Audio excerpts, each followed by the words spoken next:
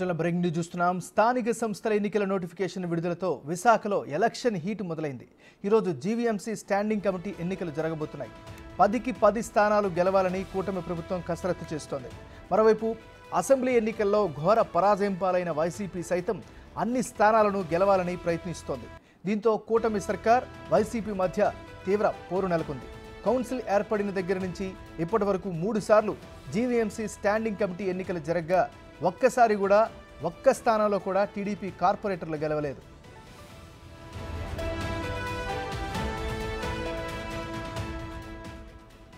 GVMC standing committee ఎన్నికల్లో విజయం సాధిస్తే స్థానిక ఎమ్మెల్సీ ఎన్నికల్లో సునాయాసంగా గెలవచ్చని చూస్తున్నాయి ఇరు పార్టీలు.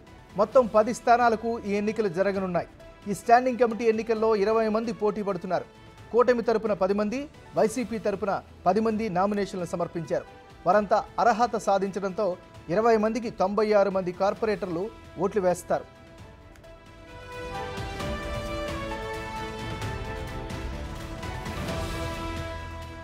వైసీపీ నుంచి 8 మంది టీడీపీలోకి, నిన్ననే 5గురు జనసేనలోకి వెళ్లారు. దీంతో వైసీపీ బలం 45కు పడిపోయింది. టీడీపీకి చెందిన ఓ కార్పొరేటర్ స్వతంత్ర అభ్యర్థి వైసీపీకి మద్దతిస్తుండడంతో బలం 47గా ఉంది. వైసీపీ బలంగా భావిస్తున్న 47 మందిలో మరో 4 టీడీపీలో చేరే అవకాశం కనిపిస్తుంది. వైసీపీ నుంచి టీడీపీలోకి 8 మంది చేరగా ఆ పార్టీ బలం 37కు చేరింది. వైసీపీ నుంచి 5గురు, స్వతంత్ర కార్పొరేటర్లు 2 జనసేనలో చేరడంతో ఆ పార్టీ బలం 10కి చేరింది. మొత్తంగా కూటమికి బీజేపీతో కలిపి 48 మంది కార్పొరేటర్లు ఉన్నారు. సిపిఐ కార్పొరేటర్ స్టాలిన్ కూటమికి మద్దతిస్తున్నారు. దీంతో కూటమి బలం 49కి చేరింది.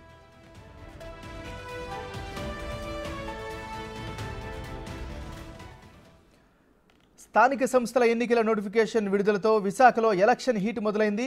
ఈరోజు జీవీఎంసీ స్టాండింగ్ కమిటీ ఎన్నికలు జరగబోతున్నాయి. 10కి 10 స్థానాలు గెలవాలని కూటమి ప్రభుత్వం కసరత్తు చేస్తుంది. సో ఇదే అంశానికి సంబంధించి మరింత తాజా సమాచారాన్ని విశాఖ నుంచి మా రిపోర్టర్ రాజు అందిస్తారు. రాజు, చెప్పండి, అక్కడ పొలిటికల్ హీట్ ఏ రేంజ్లో ఉంది? ప్రస్తుతం అయితే స్థాయి సంఘాల ఎన్నికలకు సంబంధించి కార్పొరేటర్లందరూ కూడా వెళ్తున్నటువంటి పరిస్థితి ఉంది. మొత్తం దాదాపుగా 96 మంది తమ ఓటు హక్కును వినియోగించుకున్నారు. ప్రతి కార్పొరేటర్ కూడా మొత్తం 10 మందికి ఓట్లు వేసే అవకాశం అయితే ఉంది. 10 ఓట్లు వేయడానికి అవకాశం అయితే ఉన్నటువంటి పరిస్థితి ఉంది. ఇప్పటికే వైసీపీకి 45 మంది ఉన్నటువంటి పరిస్థితి అయితే ఉంది. అదేవిధంగా టీడీపీకి 46 మంది ఉన్నారు. ముఖ్యంగా చూస్తే అటు సిపిఐ నుంచి ఒకరు ఓటింగ్కి దూరంగా ఉన్నటువంటి పరిస్థితి అయితే ఉంది, స్వతంత్ర అభ్యర్థులు. కానీ ఇక్కడ చూస్తే కానీ ఖచ్చితంగా అటు టీడీపీ కానీ వైసీపీ కానీ తామదే గెలుపు అని ధీమా వ్యక్తం చేస్తున్నటువంటి పరిస్థితి అయితే కనిపిస్తుంది. ముఖ్యంగా చూస్తే ఇక్కడ చూస్తున్నాం కదా, ఒక్కసారి వైసీపీకి సంబంధించినటువంటి కార్పొరేటర్లు అందరూ కూడా ప్రస్తుతం వచ్చినటువంటి పరిస్థితి అయితే కనిపిస్తుంది. వీళ్ళందరూ ముఖ్యంగా చూస్తే తమదే గెలుపంటూ ధీమా వ్యక్తం చేస్తున్నారు. ఏం చెప్తారు? ఇప్పుడు గత 3 సార్లు కూడా మీరే గెలిచినటువంటి పరిస్థితి అయితే ఉంది. ఇప్పుడు మరి చాలా టైట్ ఫైట్ అయ్యే అవకాశం కనిపిస్తుంది. మరి మనకు తెలుసు, విశాఖ నగరం ఉత్తరాంధ్ర ప్రాంతం ప్రశాంతమైన నగరంలో ఎప్పుడు లేని విధంగా గత 3 సార్లు వైసీపీ గెలిచింది. ఈరోజు 144 సెక్షన్ పెట్టారు, షాపులన్నీ కూడా మోయించారు, ట్రాఫిక్ కూడా ఆఫ్ చేశారు. మరి ఎవరైతే కొంతమంది కార్పొరేటర్ అందరూ కూడా నిన్నే బంధించి ఈరోజు అందరూ కూడా బస్సులో తీసుకొస్తున్నారు. కోట్లాది రూపాయలు కుమ్మరించి అనవసరమైన లా అండ్ ఆర్డర్ ప్రాబ్లం తీసుకొస్తూ ఉన్నారు. ఏది ఏమైనా జగన్మోహన్ రెడ్డి గారి నాయకత్వంలో మా నాయకులు వైఎస్ఆర్ కాంగ్రెస్ పార్టీ ఎవరైతే 10 మంది స్టాండింగ్ కమిటీ మెంబర్స్ ఉన్నారో 10కి 10 కూడా మేము గెలవబోతా ఉన్నాం. అంటే ఇప్పుడు ఆల్రెడీ మీ పార్టీలో నుంచి చాలామంది అటు జనసేనలోకి వైసీపీలోకి ఆ టీడీపీలోకి జాయిన్ అవుతున్నారు. మీకు అసలు మరి మెజార్టీ వచ్చే అవకాశం ఉందా? ఏం చెప్తారు? చేరినా కూడా ప్రతి ఒక్కరు గతంలో ఎవరైతే స్టాండింగ్ కమిటీ మెంబర్లుగా గెలిచారో, ఇప్పుడు ఎవరైతే పార్టీ నుంచి వెళ్ళారో వాళ్ళు కూడా బాధపడుతూ ఉన్నారు. మేము జనసేనలో అనవసరంగా వెళ్ళాము, తెలుగుదేశంలో అనవసరంగా వెళ్ళాం, మేము మటుకు మన వైఎస్ఆర్ కాంగ్రెస్ పార్టీ అభ్యర్థులు ఎవరైతే ఉన్నారో వాళ్ళకే పూర్తి 10కి 10 ఓట్లు వేస్తామని హామీ ఇచ్చారు. అంటే మనం చూడొచ్చు, ఇక్కడ ప్రస్తుతం అయితే వైసీపీకి సంబంధించినటువంటి కార్పొరేటర్లు అందరూ కూడా ఇక్కడ వచ్చినటువంటి పరిస్థితి అయితే ఉంది. భారీగా పోలీసు బందోబస్తు ఏర్పాటు చేశారు. దాదాపుగా 1/2 కిలోమీటర్ ముందే వాహనాలన్నింటినీ కూడా నిలుపుదల చేసి అక్కడ నుంచి పంపిస్తున్నటువంటి పరిస్థితి కనిపిస్తుంది. 10 స్థాయి సంఘాలకు సంబంధించి టీడీపీ నుంచి 10 మంది, వైసీపీ నుంచి 10 మంది పోటీలో ఉన్నటువంటి పరిస్థితి అయితే ఉంది. ఎవరికి ఎలాంటి ఇబ్బంది లేకపోవడంతో అందరూ కూడా బరిలో ఉన్నటువంటి పరిస్థితి అయితే ముఖ్యంగా కనిపిస్తున్నటువంటి పరిస్థితి అయితే ఉంది.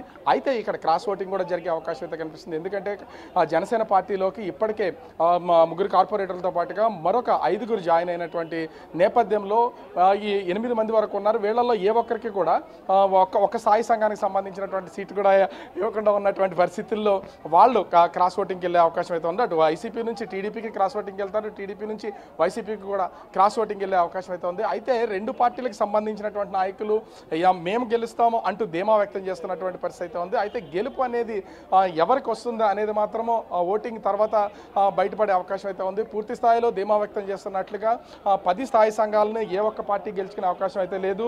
గతంలో చూస్తే ఇప్పటికి ఇది 4వ స్థాయి సంఘాలకు సంబంధించిన స్టాండింగ్ కౌన్సిల్ ఎన్నిక. ఇది గత 3 ఎన్నికలకు సంబంధించి వైసీపీకి పూర్తి స్థాయి మెజార్టీ ఉన్నటువంటి నేపథ్యంలో వైసీపీనే గెలుస్తూ వచ్చినటువంటి పరిస్థితి అయితే ఉంది. ఇది 4వది. కాకపోతే ఇప్పుడు అటు వైసీపీ నుంచి టీడీపీలోకి కొంతమంది జనసేన పార్టీలోకి జాయిన్ అయినటువంటి నేపథ్యంలో వీళ్ళకి సంబంధించి ఇప్పుడు క్రాస్ ఓటింగ్ జరుగుతుంది. దీనికి తోడు టీడీపీ కూడా కొంతవరకు గెలిచే అవకాశాలు అయితే ఉన్నటువంటి పరిస్థితి అయితే ఉంది. ఈ నేపథ్యంలోనే కొన్ని లెక్కల ప్రకారం చూస్తే దాదాపుగా టీడీపీకి 47, వైసీపీకి 45 ఉన్నటువంటి పరిస్థితి అయితే ఉంది. ఇండిపెండెంట్లు అదేవిధంగా ముఖ్యంగా చూస్తే సిపిఎం సిపిఐ నుంచి సిపిఐ వాళ్ళు ఇప్పటికే ఎన్నికలు బహిష్కరించినటువంటి పరిస్థితి కనిపిస్తుంది. ఈ నేపథ్యంలో చూస్తే ఖచ్చితంగా ఒక్కొక్క అభ్యర్థికి ఓటర్ కలిసి ఒక కార్పొరేటర్ 10 మందికి 10 ఓట్లు వేయాల్సినటువంటి ఆవశ్యకత ఉన్నటువంటి నేపథ్యంలో ఇష్టం వచ్చినటువంటి అటు టీడీపీలో వ్యక్తిగతంగా కార్పొరేటర్లతో ఉన్నటువంటి స్నేహాలు అదేవిధంగా వాళ్ళ బంధం ఎన్ని సంవత్సరాలు కలిసి వర్క్ చేస్తున్నారు కాబట్టి వీటన్నింటినీ క్రైటీరియాగా తీసుకుని ఇష్టమైనటువంటి వ్యక్తులకు ఓటేసే అవకాశం అయితే కనిపిస్తుంది. కానీ ఇప్పటికే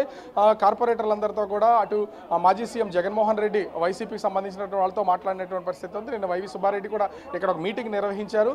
బొత్స సత్యనారాయణ ముందు రోజు కూడా మీటింగ్ నిర్వహించి ఖచ్చితంగా స్థాయి సంఘాల్లో మొత్తం అందరూ కూడా 10 స్థానాలు గెలవాలి, అందరూ కూడా వేరే ఏ పార్టీకి ఓటేయకుండా ఖచ్చితంగా వైసీపీకి ఓటేసి గెలవాలనేది వాళ్ళు చెప్తున్నటువంటి పరిస్థితి అయితే ఉంది. ఎందుకంటే అసెంబ్లీ ఎన్నికల తర్వాత జరుగుతున్నటువంటి ఎన్నికలు కావడంతో ఇది ఒక ప్రెస్టేజ్ ఇష్యూగా తీసుకున్నటువంటి పరిస్థితి కనిపిస్తుంది.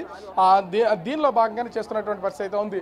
అదే 2 రోజుల క్రితం పల్లా శ్రీనివాసరావు కూడా మొత్తము ఆ టీడీపీకి సంబంధించిన కార్పొరేటర్ని అదేవిధంగా ముఖ్యంగా చూస్తే బీజేపీ జనసేనకు సంబంధించినటువంటి ఎమ్మెల్యేలతో మీటింగ్ అయితే నిర్వహించారు. ఖచ్చితంగా స్థాయి సంఘాలకు సంబంధించినటువంటి 10 స్థానాల్లో కూడా గెలిచి తీరాలనేది ఒక 2 పార్టీలకు సంబంధించినటువంటి వాళ్ళు ఒక ప్రెస్టేజ్గా తీసుకున్నటువంటి పరిస్థితి ఉంది, ఒక స్ట్రాటజీగా వెళ్తున్నటువంటి పరిస్థితి కనిపిస్తుంది. మరి వేచి చూడాలి, ఇది క్రాస్ ఓటింగ్కి వెళ్తారా, ఇష్టమైనటువంటి వ్యక్తులకి ఓటేస్తారా, లేదా పార్టీ దిశానిర్దేశం చేసిన దాని ప్రకారం ఓట్లేస్తారా అనేది మాత్రం వేచి చూడాల్సినటువంటి పరిస్థితి కనిపిస్తుంది. ఏమన్నా థ్యాంక్ యూ రాజు.